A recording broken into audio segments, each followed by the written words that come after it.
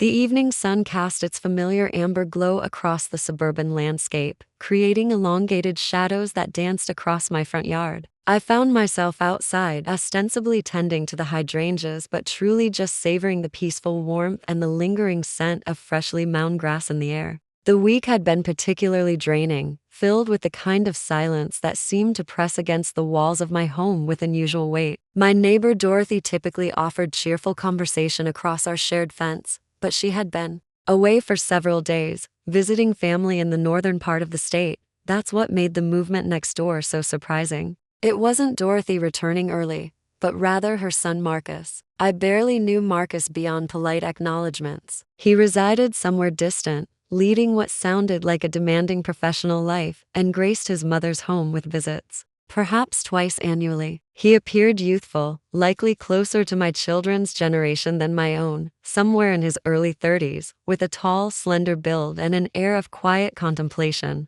His dark hair perpetually looked as though he'd just stepped out of a gentle breeze. Our interactions had always remained cordially superficial, a brief wave, a quick greeting when our paths crossed during his infrequent visits while he handled outdoor chores or collected his mother's mail. We certainly weren't acquainted beyond these fleeting moments. He was struggling with one of those unwieldy recycling containers, the lid refusing to cooperate. When he noticed my gaze, he offered a small, somewhat strained smile. I returned a friendly wave, deliberately redirecting my attention to a particularly persistent weed threatening my rose garden. I assumed that would conclude our brief interaction, as it typically did. Then I heard the distinctive sound of footsteps crunching across the gravel border between our driveways. Looking up again, I shielded my eyes from the sun's glare to see Marcus approaching, brushing his palms clean on his denim. He paused several feet away, leaning casually against the low wooden fence that marked our property line. "Hello, Catherine," he said, his voice carrying a deeper, smoother tone than I'd anticipated from our previous hurried exchanges. "Marcus, hi there," I responded, removing my gardening gloves. "I didn't expect to see you around. Has your mother returned already?" "Not until tomorrow evening," he explained. "I decided to arrive a bit early since I had some vacation time available. Thought I'd air out the house and handle a few tasks for her before she gets back home." He gestured generally toward Dorothy's residence. "Those recycling bins seemed like a logical starting point." "How considerate of you," I said, genuinely meaning it. Dorothy absolutely adored him, and it showed whenever she spoke of him. She constantly mentioned how occupied he was with work, yet how he always made time for what mattered. "She'll definitely appreciate that thoughtfulness," he nodded, his eyes momentarily surveying my garden. They were a surprisingly warm shade of brown, quite observant. "Your flowers consistently look incredible. Mom's always attempting to match your success." I laughed gently. "Dorothy has the advantage of the sunnier exposure. Mine require considerably more coaxing and attention." We remained there for a moment, the comfortable silence broken only by the distant hum of a lawnmower operating somewhere down the street. It felt mildly awkward, this extended interaction. We'd never conversed for more than half a minute previously. Then he shifted his stance, looking directly at me once more. "Actually, Catherine," he began, and there was a slight hesitation in his voice that made me pay closer attention. "I was just about to prepare some coffee and realized I purchased far too many beans at that specialty shop downtown.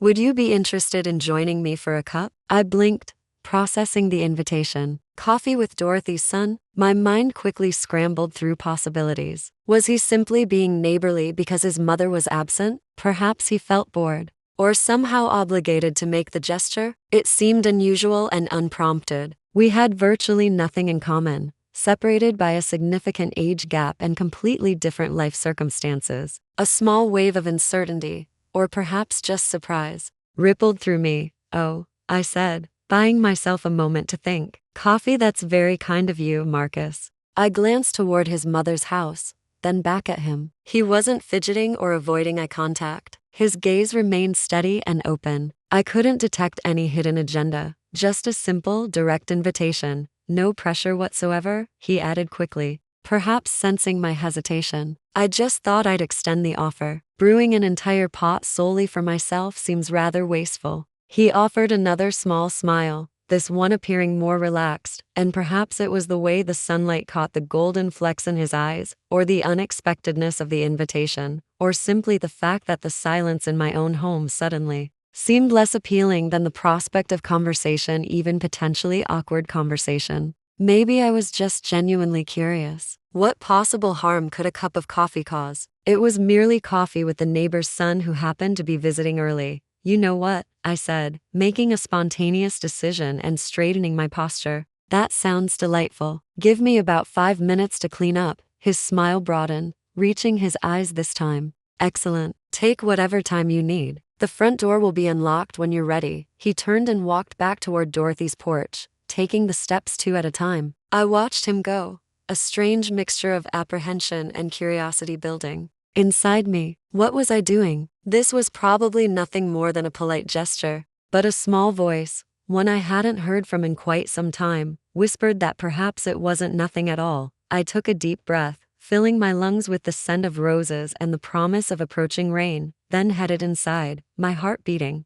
slightly faster than usual. This was certainly unexpected. Crossing the lawn that separated my house from Dorothy's felt strangely meaningful, like traversing more than just a patch of grass. The 5 minutes I'd requested stretched closer to 10 as I changed from my gardening attire, ran a brush through my hair, and applied a touch of lipstick, something I rarely bothered with unless I was actually venturing somewhere significant. Why the effort? I asked myself sternly while looking in the bathroom mirror. It's merely coffee. But my reflection revealed a hint of color in my cheeks that hadn't been present earlier. Dorothy's front door was indeed unlocked. I pushed it open, tentatively, calling out, "Marcus, it's Catherine." In the kitchen, his voice responded, followed by the gentle clatter of ceramic mugs. Dorothy's kitchen was exactly as I remembered it, cozy and slightly cluttered in a homey fashion, with cheerful yellow walls and rooster-themed decorations. Throughout, the air was thick with the rich aroma of freshly brewed coffee. Marcus stood by the counter, pouring dark liquid into 2 sturdy-looking mugs.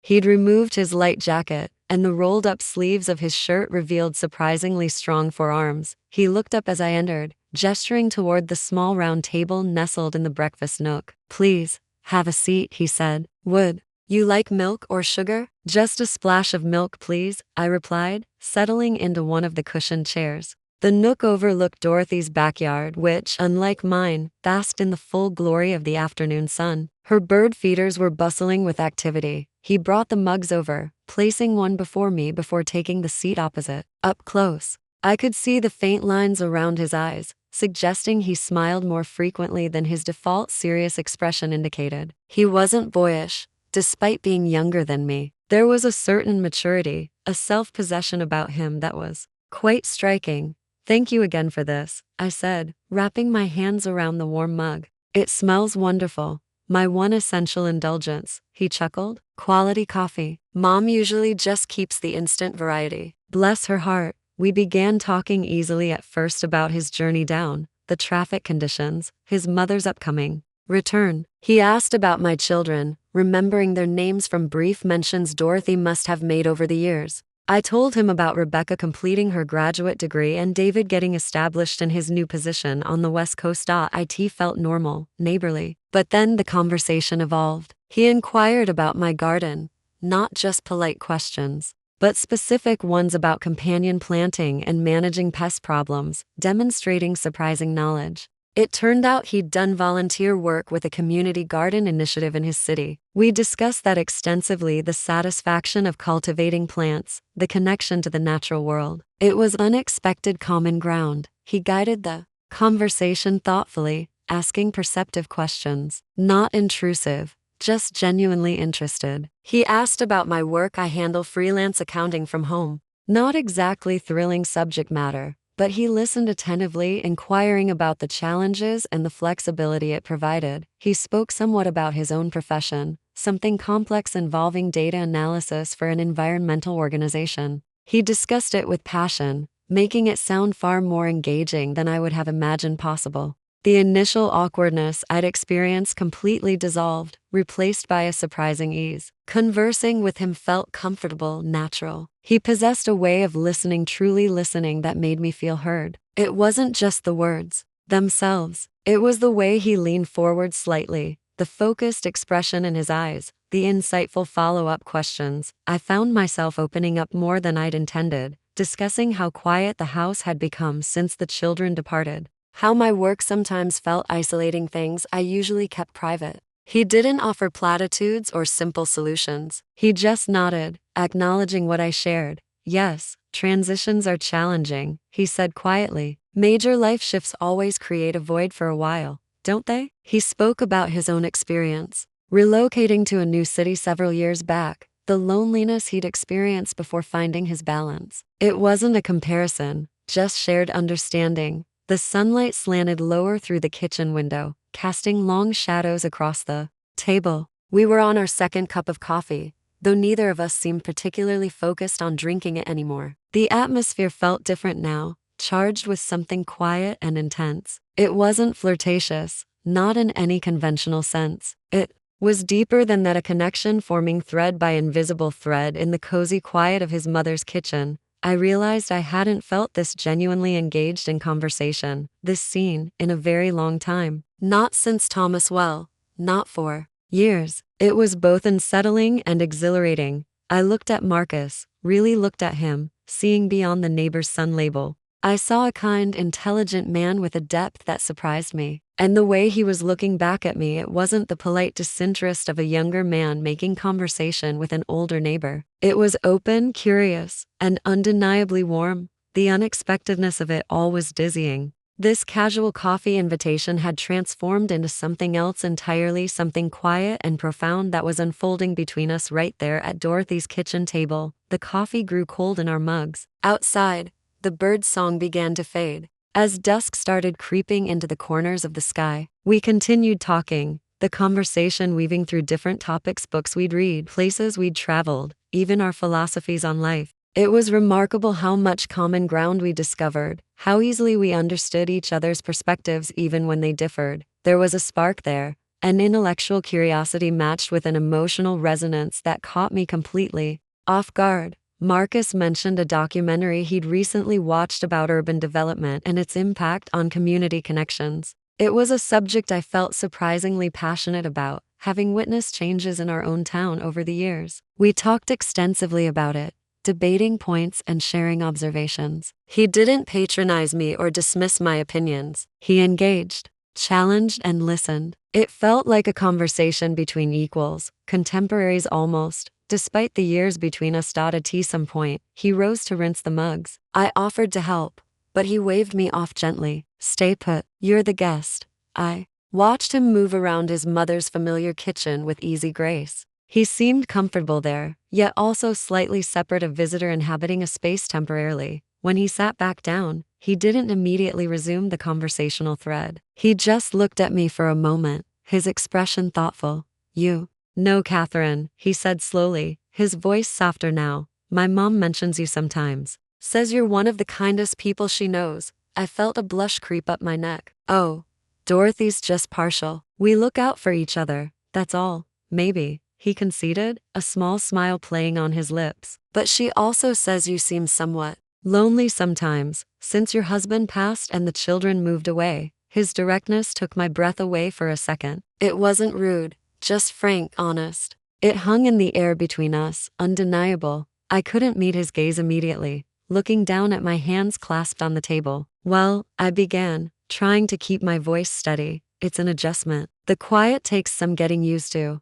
I can only imagine, he said softly. There was genuine empathy in his voice. He reached across the small table then, not grasping my hand but just lightly touching my forearm with his fingertips. It wasn't a romantic gesture, not exactly, but it was incredibly intimate, a simple acknowledgement, a point of contact that sent a surprising warmth through me, gentle and electric. I looked up, meeting his eyes. They were full of understanding, no pity, just connection.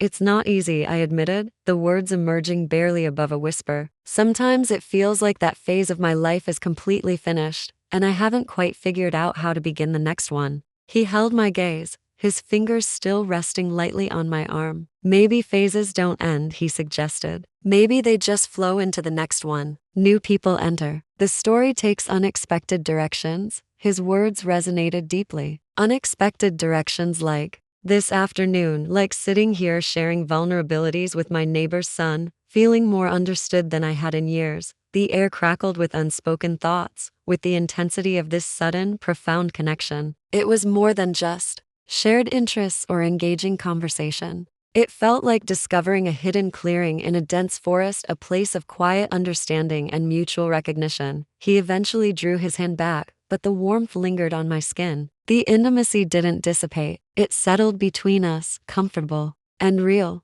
We talked a little more, but the energy had shifted. It was quieter, more reflective. He shared something about a past relationship that had ended poorly, not in detail, but enough for me to understand the echoes of hurt he still carried. It made him seem less like just Dorothy's son and more like a person with his own history, his own wounds. The respect between us was palpable. There was no game playing, no pretense. Just two people connecting on a surprisingly deep level despite the circumstances, despite the age difference. It was the unexpectedness of it, the sheer authenticity of the moment, that made it so powerful. This wasn't just coffee. It was a discovery, a quiet revelation unfolding in the fading light, and I knew somehow that this afternoon would remain with me for a very long time. As the street lights began flickering on outside, casting pale yellow rectangles onto the kitchen floor, a sense of time returning seeped into our quiet bubble. Marcus glanced at the clock on the microwave.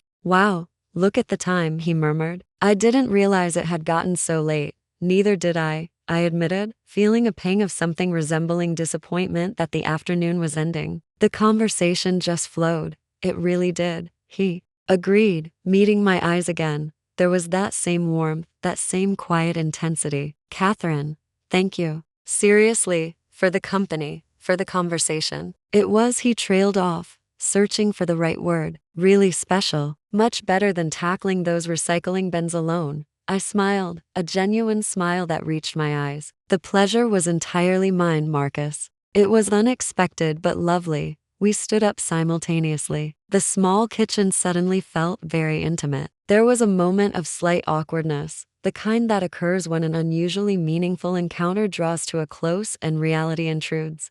"How do you say goodbye after something like that?" He walked me to the door, switching on the porch light against the deepening twilight. Standing on the top step, I turned back to him. "Well, thanks again for the coffee," I said, my voice sounding slightly too formal to my own ears. "Anytime," he replied softly. He hesitated for a second, then reached out, not to touch my arm this time, but just letting his hand hover near my shoulder for a moment, a gesture of warmth that didn't quite make contact but felt just as significant. "Drive carefully." He paused, then chuckled slightly, looking embarrassed. "Oh wait, you're just walking across the lawn." I laughed too, the sound easing the slight tension. "Yes, I think I can manage the treacherous journey back home. Get there safely anyway," he said, his smile lingering. His eyes held mine for a beat longer than necessary, a silent acknowledgement passing between us, an acknowledgement of the connection we'd found, the unexpected depth of the afternoon. Then I turned and walked down the steps, across the darkening grass toward my own quiet house. I didn't look back, but I could feel his presence watching me until I reached my own porch. Inside, I leaned against the closed door for a moment, breathing deeply. The house was silent, just as I'd left it, but it felt different, somehow less empty. The encounter with Marcus hadn't been earth-shattering in a dramatic way. There were no declarations, no grand gestures. It was subtle, quiet, yet profoundly moving. It was the simple act of being seen, truly seen, by another person. It was the surprise of finding a connection in the most unexpected of places, with the most unexpected of people, sitting later with a cup of tea, watching the late news without really absorbing it. I reflected on the afternoon. I hadn't felt that spark of connection, that sense of being mentally and emotionally aligned with someone, in such a long time. It wasn't about age or circumstances or what anyone else might think. It was about a moment of genuine human interaction that had somehow cracked open a window in a room I hadn't even realized was growing stale. It reminded me that life could still hold surprises, that connections could bloom in unlikely soil. It didn't necessarily mean anything had to happen next. The beauty was in the experience itself, the conversation, the understanding, the mutual respect. Marcus had given me a gift, perhaps without even realizing it. He'd reminded me that I was still capable of deep connection, that part of me wasn't closed off forever. A sense of quiet gratitude washed over me. Gratitude for Marcus's spontaneous invitation, for his openness, for the respectful way he had shared his time and thoughts. It was a reminder that emotional intimacy can be found in many forms, often when you least expect it. As I finally headed upstairs to bed, the house still felt quiet, but it was a different kind of quiet now. It felt less like an absence, and more like a space filled with gentle possibility, a quiet hum of having been truly seen. The simple cup of coffee had turned into a moment of personal discovery, a subtle shift in my own inner landscape, leaving me with a quiet sense of hope and a warmth that lingered long after the coffee itself had grown cold.